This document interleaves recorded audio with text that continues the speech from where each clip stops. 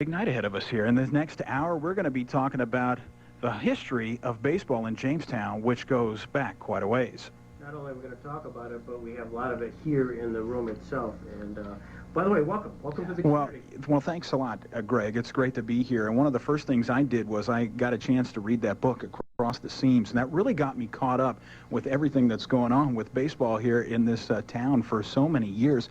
And I had no idea the history, the ball players that have come through here, all the excitement that happened at Diethrick Park, and I can't tell you how excited I am to be here and get ready for another Jamestown Jammers season starting tomorrow night. Well, here's a quick quiz, Rick. Okay, I'm ready, Greg. Okay, what does Babe Ruth, Honus Wagner, Christy Mathewson, Cy Young, Nellie Fox, Randy Johnson, Andres Galarraga, John Elway, and Pete Rose have in common? Well, they all came to Jamestown. They all played professional baseball. Didn't Babe Ruth hit a ball into Chautauqua Lake? He sure did. Yeah. Though even Johnny O'Neill, who's one of our guests, I don't think he was at that game, were you, John? Oh, before my time. Well, Greg, I'm going to let you take it over, and I know you're dying to introduce these guys that are here with us tonight. I tell you, this is indeed an all-star group you've assembled this evening. Well, thanks, Rick, and we look forward to the next 50 minutes here. And among the special guests we have here is John O'Neill. John O'Neill, whose career spans a lot of years, from 1939 through 1984, and we're going to talk to John in some great detail in a few minutes. We also have here in the studio Russ Diethrick, who is Mr. Baseball, does not need an introduction, and the guy who's written most about Russ Diethrick for the last 25 years, the sports editor of the Jamestown Post-Journal, is also with us, Jim Riggs. And so collectively, this is going to be just an extraordinary evening of baseball, baseball history, baseball nostalgia, and no better place than in Jamestown. Jamestown has an exceedingly rich history, and I'm just going to give kind of a brief overview, if I could. Their first recorded baseball in the area, and this is through the old Fenton History Society, was in 1866. When 19-year-old Clint Windsor organized the Unknowns. They played teams from Warren, Erie, and Cleveland. From that seed came the first professional team in 1890, which played at Marvin Park, which was near the old boat landing. Selron Park, Allen Park, and Diethrick Park all have showcased the great talents of baseball. Black baseball legends like Josh Gibson, Satchel Paige, Babe Ruth's All-Stars, and many of the barnstorming major league teams all came and thrilled the citizenry for miles around. Since 1939, Jamestown, as a charter member of the Pony League, has been a great source of community pride. The story of professional baseball in Jamestown is about those individuals, and we have some of them in the studio today. 1941 was a time of excitement here in Jamestown, for it was at that time that really it was the renewal of professional baseball in Jamestown, and the shortstop for that team is our guest here today, Johnny O'Neill. And John, could you give us a little flavor of how you ended up in Jamestown, New York? Well, I signed with the Buffalo Club, had a scout that went around, hold triad camps all over the eastern part of the United States, and I signed out of a camp in Greenville, Tennessee. And I went from there. I worked out. I hadn't had a baseball in my hand since last September, and this was April. Well, I worked out one day, and they signed me, and then another day I worked out, and I was on a bus to Tallahassee, and the season's already opened down there. Mm-hmm. So they took a little easy for me, and they gave me about 7 days to get acclimated and to see what it was about. And I didn't get off to a very good start, and I got released. Then I come up to Greenville, Tennessee, which was another Buffalo Farm Club, and they were looking for a shortstop, and I got a job there and got off to a good start. Right. How did you connect up with Greg Malevy? I was in spring training in 1940 with the Buffalo Club.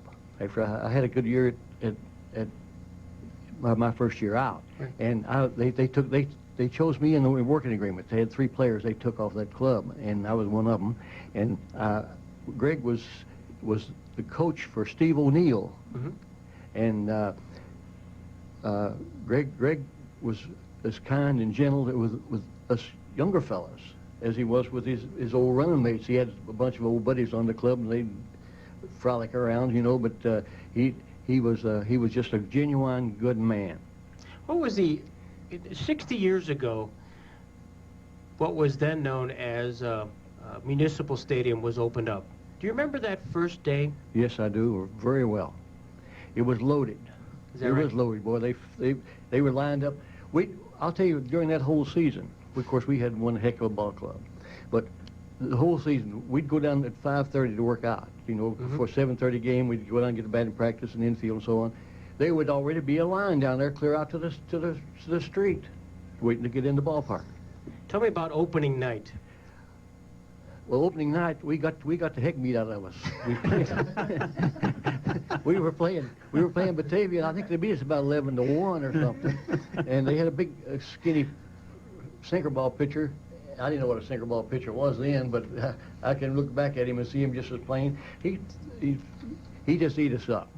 And we didn't have our club together yet either. What we ended up with? Heck, we ended up with the best ball club that you could imagine. It's the best ball club I ever played on anywhere, except maybe the 49 Hollywood Club. For classification, I mean, to classify them, you know, and so on. But this club here with John Newman, Frankie Heller, Frank Carswell, Earl Rapp, John Pollock, who's my friend. He's sick. Yeah. And our prayers go out to John. John, hopefully you're listening to us tonight. We're all thinking about you. And you know, the nice thing about John, you had that terrific year, and then a whole lot of things happened that first year. Not only record attendance, but similarly, that started a trend in Jamestown baseball, a trend which was extraordinary. And you mentioned names like Johnny Newman here a few minutes ago. Now tell me a little bit about what does Johnny Newman mean to you, John? Man, he was a strong right-hand hitter, and don't throw him nothing soft. Yeah. They thought if we get him out with a curveball, if they throw it up there, he'd hit it up in the field. Tremendous, and a good guy on the club. Good. He was a little older than the rest of us. Right. But he was, he took care of everybody, and they kept harmony on the club. Everybody wants harmony, you know. Could he have been a major leaguer based on his hitting ability? Definitely, but he broke a leg, see, and his, he played about 4 or 5 years, and he was playing somewhere and slid into a base, broke a leg, and was out for, and you know, they didn't have the medical facilities they have now, so they didn't watch him, and he could eat, he could eat, and he just ate himself out of a big league, a good big league, sir. Well, I understand that John, in looking at the record book, led the league in home runs in 1941 and 1942, and in fact, I think may have won the batting title similarly those 2 years. One of those crowd pleasers. Tell me another crowd pleaser was a guy named Jake Pitler. Jake was a good, solid baseball man. He came up the hard way, and he played many years. He knew the game.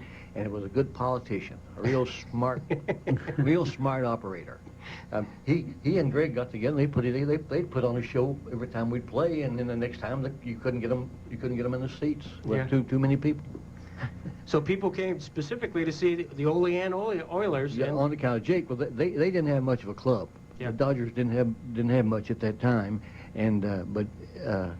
It wasn't to see the baseball. They had to come to see Greg and watch our club perform, because we could play, buddy. We had a good club. Now you won the pennant that year, right? Easy. Oh, a laugher. And after 41, you moved up, and where'd you go after that, John? I went spring training with Buffalo again, and then from there I went to they optioned 4 or 5 of us. We filled up half a bus to, and we went to Winston-Salem, and I got sick up there, had a strep throat or something, and got out. And meanwhile, some other shortstop coming in was playing pretty good, so they kept him and sent me to Bristol. I commuted, and by the time I got over Bristol and got my legs back under me and got to feeling pretty good, the shortstop got hit in the head. So I had to go back across the hill.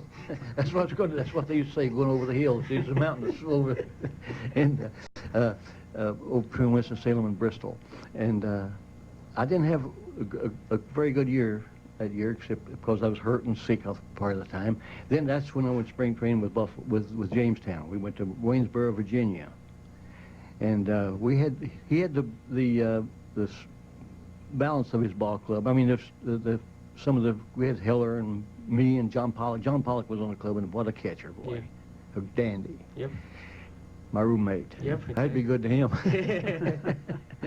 And then we let's see, that was the. Then you found your way, didn't you, up in the Pacific? You worked the Pacific Coast League. Next year, I went to Buffalo spring training again. I went to Elmira, and I played for the manager at Winston-Salem with Pure 4, and he didn't like me, and I didn't like him, so I went to the guy that owned the club, the old pitcher. Oh, he carried a gun. I didn't talk mean. I talked real slow and light. And I told him. He said the club was going on the road, going up to Hartford and the other club up there in the upper end of the east. And he said, "Why aren't you on that bus?" I said, "I'm not going to go." I said, "I'm not going to play up there. I want to be shipped out." They had Andy Cohen and older shortstop about his same age. Andy was up in his 40s. Yeah. And the shortstop was 36 or something. I said, "I'm not going to sit here and watch them guys play. That's not going to help my career." Sure. I said, "I want to go somewhere and play." He said, "Maybe you're right." I said, I'll see what I can do for you. Come call me back about 11 o'clock. Well, I got in. I went to Pittsfield, went up there, hit 292, and had a real good year. And we didn't have a manager. Well, they fired the manager and made the second baseman manager. He was my double play man. We got along real good. and it was loosey-goosey all the time, every day. And then I was sold to Buffalo. Sold me to Portland. John O'Neill, major leaguer, Philadelphia Phillies, 1946. How did you feel when you finally were told you were going to the big show?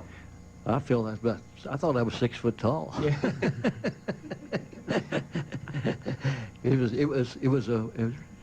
You just can't believe the elation that you feel. Yeah. Great, tremendous. Then you were there for 1946 and spent a lot of time at the Hollywood Stars. I went from there to Seattle. I stayed 2 years with Seattle, and then they traded a pitcher named Rugger Artazoya for me. It's easy for you to say. He was a Yankee prospect at one time, and they traded us, and I stayed there at Hollywood. We won the pennant the first. Well, I guess we won 2 out of 3 years, but the best player we had on that ball club by far was Irv Noren, a Jamestown boy. Yeah.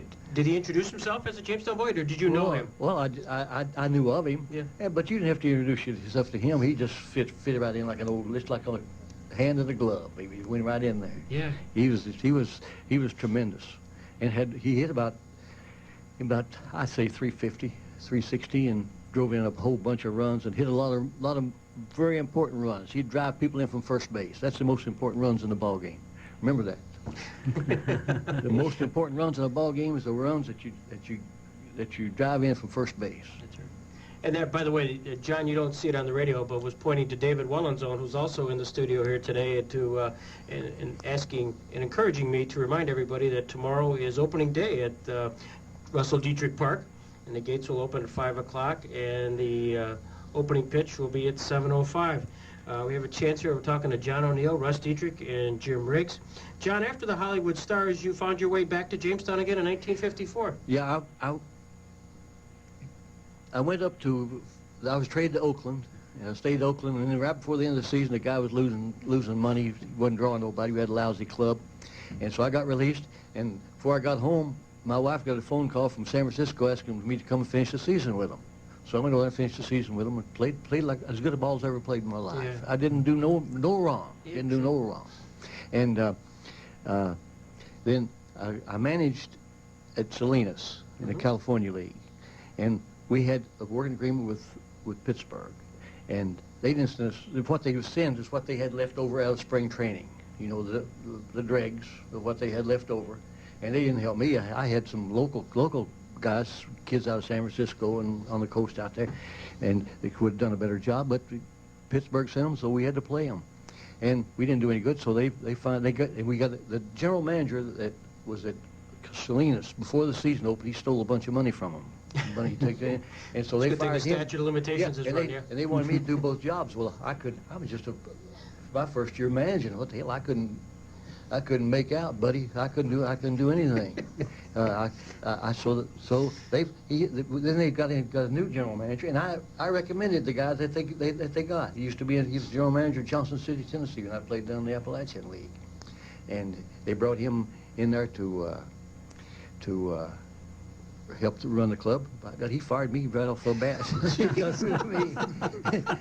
And he stuck a knife in my back. Anyway, then I got a call from Hillman Lyons, who was managing Jamestown. We had a shortstop here named Pollock. Was it Pollock?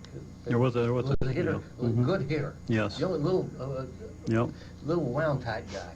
Anyway, he was kicking the ball all over the infield, so they wanted a shortstop, so they moved him in the outfield, and he played shortstop, and we could have won the pennant, but they took some games away from us because we brought some players back from the year before, you know, finish the season with like you can do, but somewhere or other they weren't eligible for playing, so they took 2 games away from us, and Corning beat us. I didn't know that. Yeah. We're going to correct the book on that. So you finished up the 1954 season here. You found your way after playing, being involved as a general manager and at a variety of places down south. You came back to Jamestown in 1961, and the guy to your right here was the guy that brought you back. No. No? No. John McHale brought me back. Okay. John McHale was a general manager at Milwaukee. Okay. And I knew John, I wrote him a letter and told him that I'd like to get a job scouting. Mm-hmm. So he said, okay. He said, what territory you want? I said, I'll take California because they know me out there and I can help. He said, we got our best scout out there, Johnny Moore, the old left-handed hitting outfielder. So you can't have that. You're out. And I said, well, what about the Jamestown area? He says, it's yours. I'll be there. So I scouted for him in 2 years. And then he and Jim Campbell got together. I don't know whether I don't think they nipped, but I wonder about it. And they wanted a general manager for Jamestown, and I'd been general manager for the Tigers for 3 years down in 4 years, 3 years in Valdosta, Georgia, 1 year in Montgomery, Alabama, and it was the toughest job I ever had. Is to come back here and try to be the general manager. I didn't want to do anything to hurt the ball club. I don't think I had a bad word to say to anybody.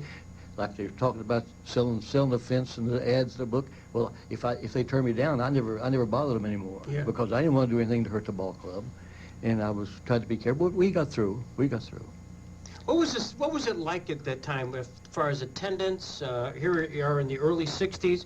Was minor league baseball at a? Everything was down, and we were having a little bit of a recession economically, and it was tough. It was tough.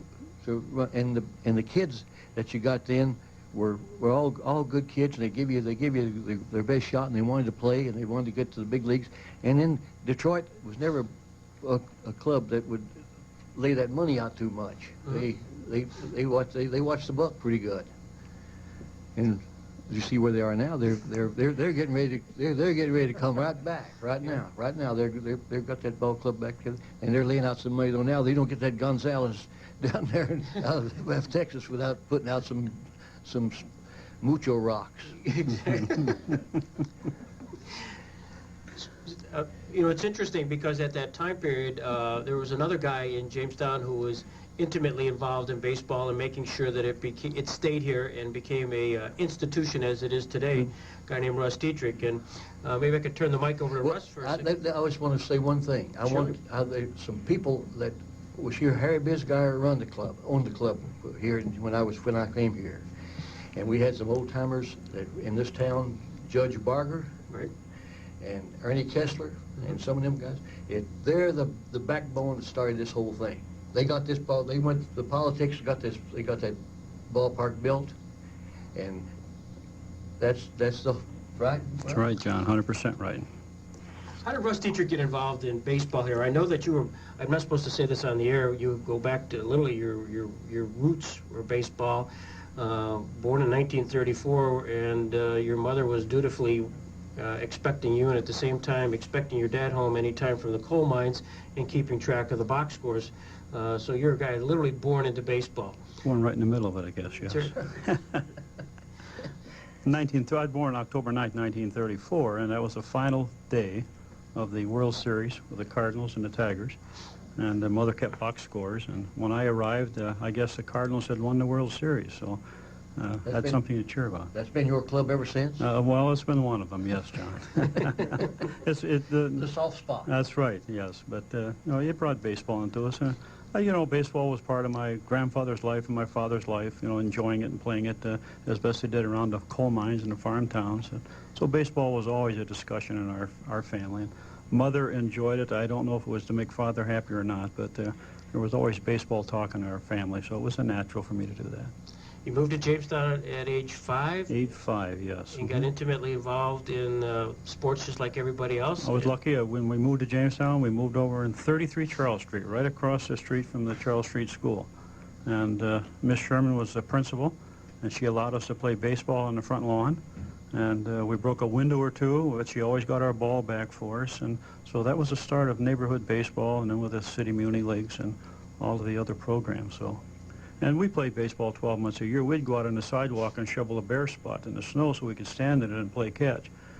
And when other kids were taking books to school, we were taking our glove and ball. One fellow would walk down one side of the sidewalk and another one down the other side. We'd play catch on the way to school and on the way back. Never would see our bicycle without a glove on the handlebar. Your interest in professional baseball, when did that start? Well, interested, and it's exciting to sit here too, and you can understand why John O'Neill would be a hero to us as youngsters and a hero to the community. And with all of that baseball around us, you know, Jamestown had a rich baseball history in the amateur baseball, and of course the Falcons and the professionals down at the stadium was, you know, we were in awe of them all the time. And family made it available to get to the stadium occasionally and see a ball game, and that kind of thing carried on. And I was fortunate enough in about 1958 to get involved with the Parks and Recreation Department, and Jim Sharp was then the director. And he asked me if I would handle the community athletic program for him in the evenings and weekends, and baseball was a major part of that. And slowly that got involved with the Falcons and the operation at the stadium, municipal stadium in those days. And so it got us close to baseball and close to the baseball people. And as John said, it was getting tough in the 60s. Minor league baseball was struggling a bit, and so there was a lot of people that come forward as volunteers. It was a group of volunteers like, you know, Marty Haynes and Lou Shepard and Eric Gogan and just a whole host of other people that volunteered their time and gave their money to really kind of keep baseball alive. We were struggling with 175, 200 people, 250 people a night at the stadium on a nice night was a great night for us. And we were able to struggle and to keep it going. We're expecting a whole lot more than that come tomorrow night, which is opening day at the Jamestown Jammers against the Auburn Doubledays. The gates will open at 5 o'clock, and the opening pitch at 7:05. You're listening to the Jamestown Jammers preseason special on WKSN. We're here with John O'Neill, Russ Diethrick, and Jim Riggs. The WKSN is the home of the Jammers, and we're going to take a short break now, and we'll be right back. This year, it's a whole new ball game. The Jamestown Jammers 2000, minor league baseball at its finest. The most affordable family fun around. Don't miss the season opener as the Jamestown Jammers take on the Auburn Doubledays this Tuesday night at 7:05 at Diethrick Park. There will be opening day festivities and an outdoor performance. Wednesday, June 21st, is Keystone Buyout Night. The Jammers 2000, it's a whole new ball game. Tickets are $3, $4, and $5 available at Wegmans in Lakewood and at Diethrick Park daily from 9 to 5 before the game. The Jamestown Jammers, the most affordable family fun around. Evening here at WKSN, which is the exclusive home of the Jamestown Jammers.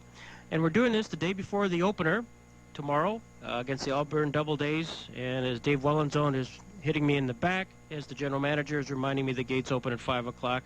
An opening pitch. And Mayor Teresi will be throwing out that opening pitch at 7:05. And Sam, that one's for you. Oh, it's terrific. And along the stadium seats, along the bleachers, which will be fantastic for those that have not been down. In fact, there was a wonderful picture by one of our guests, Jim Riggs, in the Post-Journal, which it showed those brand new seats. And so for all those who have not been down there, just to walk through, come on down, and you'll have an opportunity to see those. We're here with John O'Neill, Russ Diethrick, and Jim Riggs. And we were kind of left ourselves in the early 60s, and when you were happy to get crowds of 200 to 250, you were associated with what team then? Well, we had the Tigers there for the early part of the 60s. The Tigers were there. And then, you know, the player development contracts were different in those days. There was a lot of responsibility for the local team, of which there are not today. And we just could not get together with the Tiger organization, so we severed the the player development contract with the Tigers. And then, of course, we had a run after that. We had the Dodgers were there for 1 year. Fresco Thompson brought the Dodgers in for a year with Bill Barrier and his team. And they have a young team, very exciting team that year, I remember. And then we got involved with the Boston Red Sox. Atlanta was there for a single year. Harry Dorsch was a manager, and Harry brought an exciting team into town, and we drew pretty well that year, if I remember. And then we had a long run with the Montreal Expos. Jim Fanning was involved with Atlanta, and he also was a developer of the Scouting Bureau. So we got to know Jim when he was involved bringing Atlanta in there for that single year. So with baseball sat dormant for a while, if you remember, in Jamestown. A fellow by the name of Cliff Farnham, a businessman, insurance man in the community, had a great interest in baseball. And he came in the recreation office one day and just couldn't understand why there was no professional baseball in Jamestown. I said, well, we just ran out of volunteers and ran out of time to put it together. He said, well, I would love to try to do something to bring it back and make it work. I said, well, let me make a phone call, and called Jim Fanning. And he and Cliff got together, and the rest was history. The Expos were in here and had a great long run, about 17 years, I believe. And Cliff Farnham, as I recall, was a caddy for Babe Ruth. I understand that, yes. That's part of his history. And Babe Ruth, just as a sidelight, did come to Chautauqua County in 1921, hit a ball into the lake with the Babe Ruth All-Stars. And everybody you talked to was there to see it. Yeah, that's right, and they all have the ball. They all have the ball. I think Selron, there's folks in Selron have, 20 or 30 balls of Babe Ruth hit into the lake. But there were years that minor league baseball, it was struggling to draw crowds, and franchises were fragile, and as John said, there was a little depression during that period. It was hard to put some people in the ballpark. But, everybody was in the same boat, and we struggled, had a good time doing it, was able to keep baseball alive, and see what the results of that is today. It's phenomenal what the Jammers are doing at the stadium. One name that we should mention now who kept baseball alive not only in Jamestown but in the minor leagues and the pony leagues, the NY-Penn League generally, was Vince McNamara, who recently passed away. I was looking at a couple of historical highlights here, and one of them, Vince brought in 1969 to the NY-Penn League something that no other league had, which was the designated hitter. That's right. Whether you like it or hate it, it's the actual rule started in this league. Yeah, and well, I was involved with the league at that time, one of the league officers as a general manager of the Jamestown team. And I remember having a discussion before we took the vote, and I was not alone. There was some of those that was concerned about that. We just thought, what are they doing to baseball? Why are they changing it like that? Are they going to have us throw underhand next? And we had quite a long discussion, but with Vince's encouragement, the league then was the experimental position for that. It worked out well. And aside from keeping the league here, there was also a guy who was making sure that there were enough players in the leagues. And Johnny, you were a scout with the Los Angeles Dodgers for several years. No, I worked for the Braves. Braves? And what was that last club I worked for? It says the Dodgers. Didn't you have Pennsylvania, Maryland, and Delaware area? Well, no, I had that with the Tigers. Oh, okay. For the Tigers. And well, anyway, it gets to be a real rat race in that scouting situation, because the money is there with some clubs, it's not there with others, and then the other club will get a little money, and then they'll get into it next year, and it made it awful tough. Yeah. Did they have agents in those days, John? All the players? No, even? No. A few did, but we found out who they were, and we stayed away from them. Didn't waste our time with them. John, you signed an awful lot of players. Who was the biggest player you signed? Well, I signed Bill Robinson, the outfielder that was with the, I think he was with Pittsburgh at last. Phillies. Phillies. Well, anyway, I signed him, and I signed, I had him in my mind like I'm down now, and I've gone blank. John, in those days, where'd you find the ball players? You find them playing in sandlots? You find them in the backyards? In schools, colleges, Colleges? and high schools, and you go to tournaments, and any place they were playing ball, you'd go see them. In semi-pro tournaments, and whatever, and you'd see a lot of the same ones over and over again. They would give you a good shot, give you a good shot at them. Back in, Russ mentioned the fact that the Montreal Expos started a long run, in the mid-'70s. There was a guy who also started a long run and continues that long run here in Jamestown in the form of Jim Riggs, who started at the Post-Journal on April 28, 1975. But you're really a Pittsburgh Pirate fan, aren't you? Yeah, not too much anymore.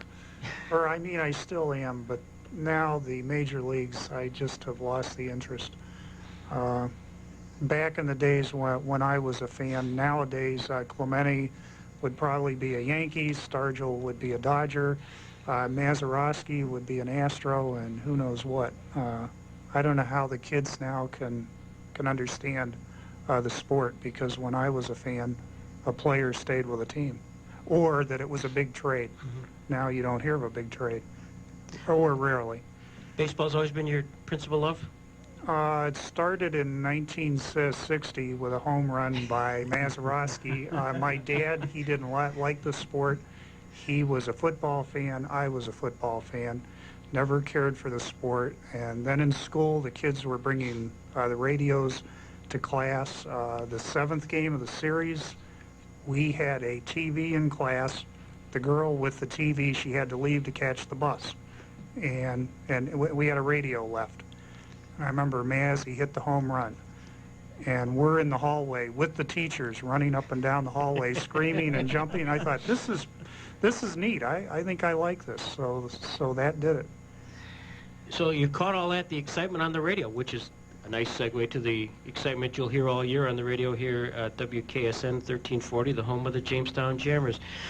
When you came to Jamestown, did you, Frank Hyde was still the Right. sports editor, and did you cover baseball immediately, or was that still Frank's domain?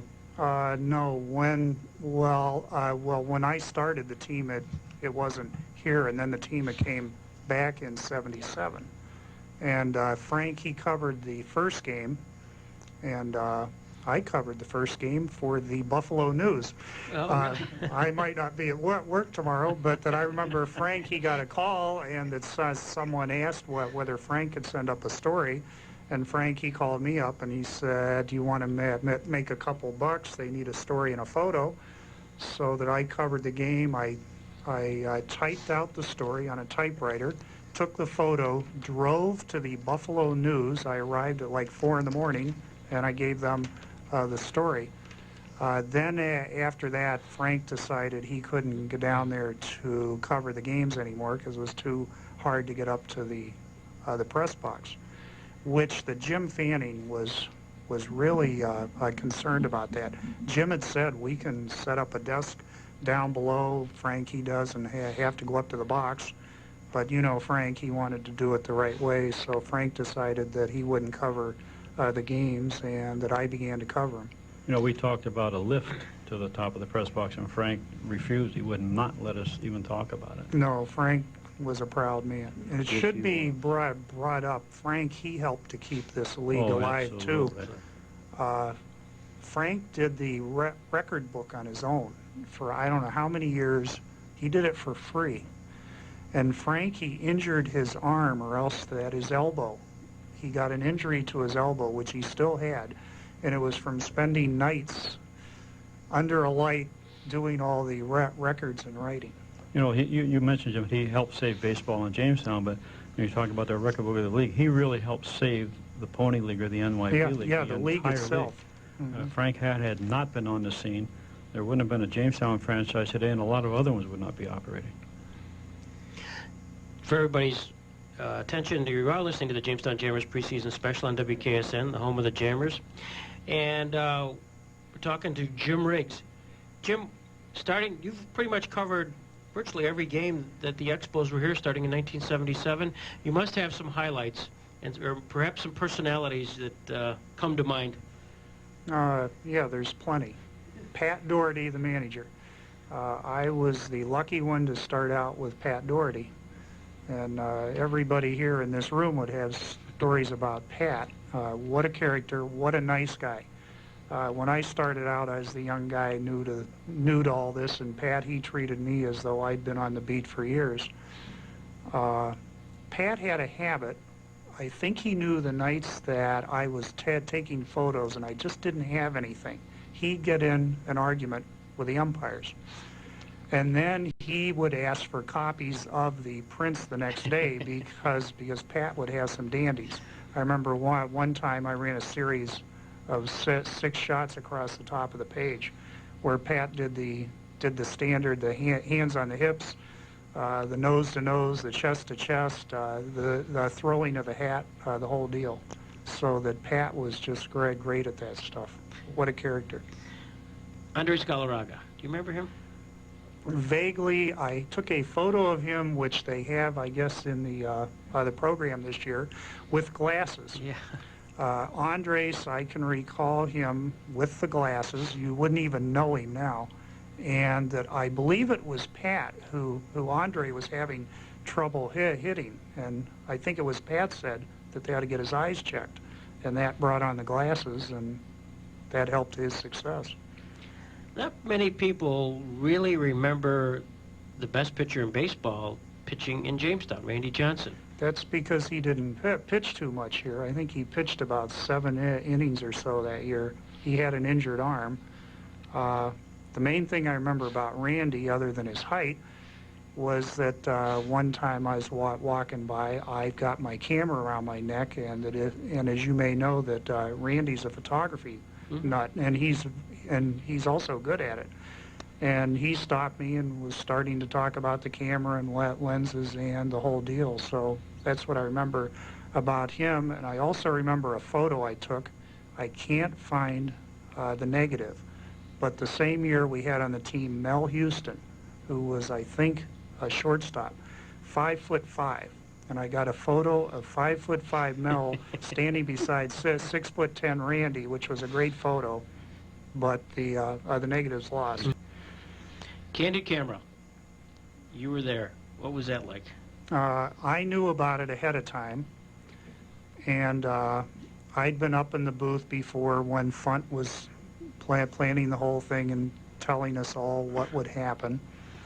And the main thing I remember about it was that when you were there live, knowing what was going on, this thing looked like a total dud because it just wasn't funny. Then once you saw it on tape and they had the dub-ins and you heard Pete and Skip and all that, it was hilarious. But I remember the fans were just getting furious. And I was standing there shooting the photos, and I remember Pat. Pat was all for it. Of course, Pat Doherty would do anything for, to promote the game. But on the mound was a pitcher, Billy Baxter, wasn't it? Mm-hmm. A graduate of Harvard. And Billy's out there, and he's getting all flustered. And Pat was getting concerned. And I remember at one time Pat said, this has to stop because he's losing it. But the key to the whole thing was, which isn't brought up, is that if he would have thrown a pitch, we had big-time trouble because that was a league game with Funt behind the plate, so that you didn't have an official umpire behind the game. So that if you watch the tape, you'll notice a couple of times Bill just decided, I'm going to throw and get this thing going, which was a good idea. And every time he'd do it, Funt would run out in front of the plate to stop him, just because that if that pitch was thrown, mm-hmm. I don't know what would. I mean, the league would have been in trouble, the team would have been in trouble, and all that. You've seen some championship teams here in Jamestown, been on the bus with some of the teams in Jamestown. I think there was one time you were riding back after a championship game, somebody even announced their retirement. Oh, the pitcher. I can't remember his name now. Yeah. But that was the Pittsfield trip. The main thing I remember about the Pittsfield trip, when they won the title, you've got to remember, I'm used to traveling with high school teams or with colleges, and that we're leaving in the bus stops to pick up beer. I'm like, oh, this is something new. Oh, these guys are pros. Yeah, sure. So we're driving along, and the beer is flowing. I'm there typing my story, and that the pitching coach then was QV Lowe, and he got the microphone on the bus going. And everybody, they came up and they gave a speech or whatever, and it went on and on and on. Well, that we're driving, and we're having a good old time, and I'm there typing, and did I tape this whole thing, which is a good tape to hear. We couldn't play it here, but we'd been on the road about an hour. I'd driven out with the team on the bus. I remember the driver, he didn't do a good job of finding Pittsfield. We'd been on the road about an hour. I happened to glance out the window and I see a sign, Pittsfield 10 miles. We'd been going the wrong way for an hour, driving in a circle. Finally, one of the guys, he noticed it. He yelled out, except that the rest, after a few beers, they didn't care, and so then we got home and things were fine. What's the best team you've seen in Jamestown here? Oh, geez. Probably the team which won at Pittsfield. The one team here, Pittsfield, was new to the league, and it was the Mets team. And that the first game was here just because they'd finished first. They joined the league. They led the league in attendance. They were the hot shots of the league. When they came here for the playoff game, the team flew. I mean, this is the NY-Penn League. Teams don't fly. Pittsfield flew here. And I remember that the players here thought, who are these guys? What's this big deal? What they did is that they beat them here, went out there, they lost the next game, and then they won the third game to win the title. And then they got on the bus and rode home. But the guys who flew didn't win. Marky Grissom, when he was playing in Jamestown here, was he a guy that you knew was going to make it to the major leagues? I would say so. He just had that skill. I will proudly announce I'm the one who named Grissom Gardens, which is right center field, because he hit more triples out there than you would believe. And then Grissom, after he played here, he was in the majors the next August. It's on my slip here to ask you that question, so you can take full credit for it. Okay, good. Yes. For the archives. Yes, I want that credit for Grissom Gardens.